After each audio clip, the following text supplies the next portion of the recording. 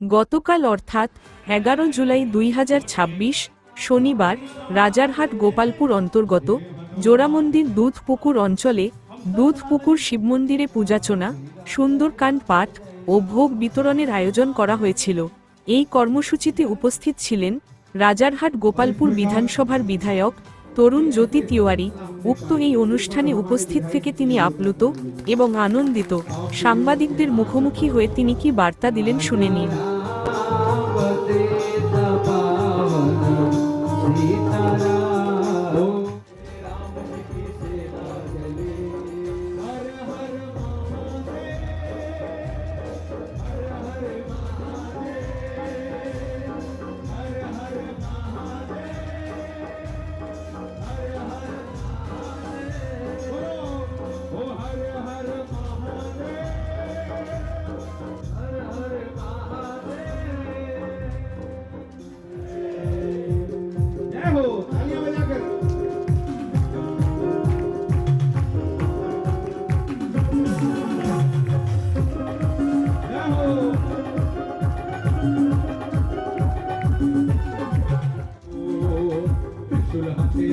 भोलाना कोई नाचे रे सुलहाते नाचे भोलाना सुलहाते नाचे भोलाना कोई नाचे रे सुलहाते नाचे भोलाना कोई मादोले री ताले ताले मादोले री ताले ताले नाचे भोला नाचे रे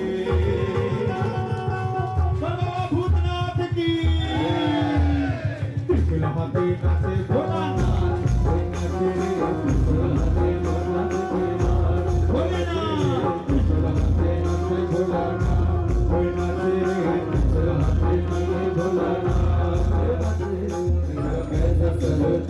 सब तेरा है भोलेनाथ मेरा तो कुछ भी राधे गोविंद गोविंद गोविंद गोविंद गोविंद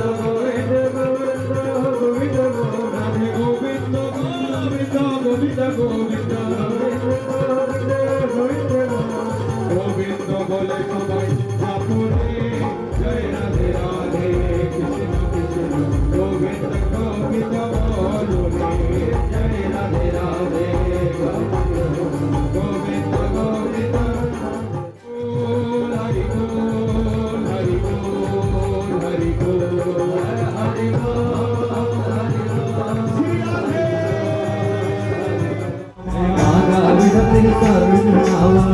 सुरन जही लागी पठा सुंदर विग्रह में भाषा রামায়ণ রাম সম্পর্কে সবকিছু বলা প্রকাশ থেকে শোনা যাচ্ছে। সুরসা কাহিনী সবাই জানি না কি হয়েছিল।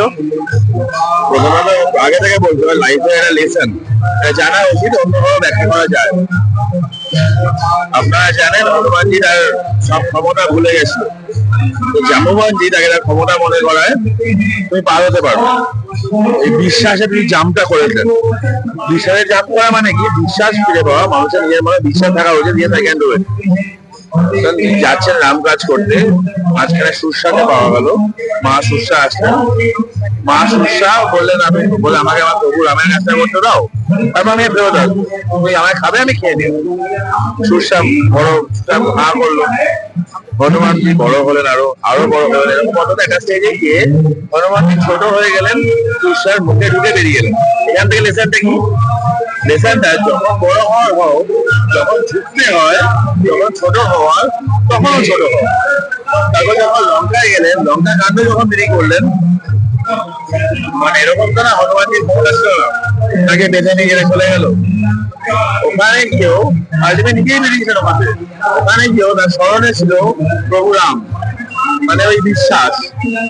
এই যে লাইফের এই ছোট্ট একটা এপিসোড, রামায়ণের ছোট্ট এই পোর্শন, এখান থেকে লাইফের 3টে লেসন আছে।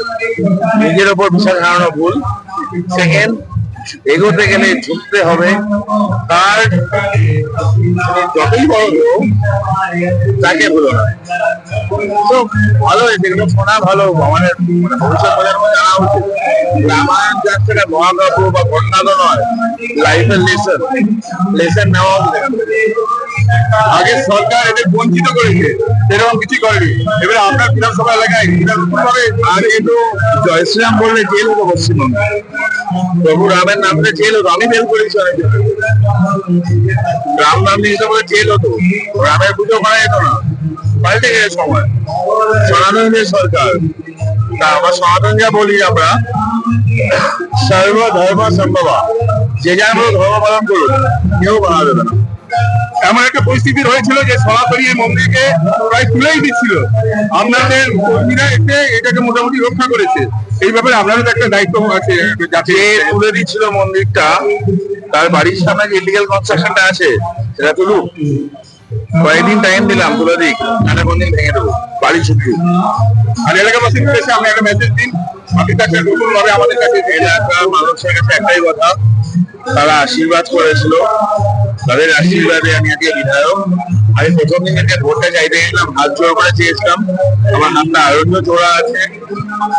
বিধায়ক মানে এলাকার চাকর বলা যায়, তো নিজের ঘরের ছেলে মনে করে কোনো কাজ মনে থাকলে দয়া করে এসে বলবেন। কোনো যদি ভুল হয় আমার তরফ থেকে সেটা আমাকেই বলবেন। আমার সঙ্গে যদি শোনেন আপনারা ভেরিফাই করবেন, আমার পরিষ্কার হিসাব, চুরির টাকায় আমি চলি না।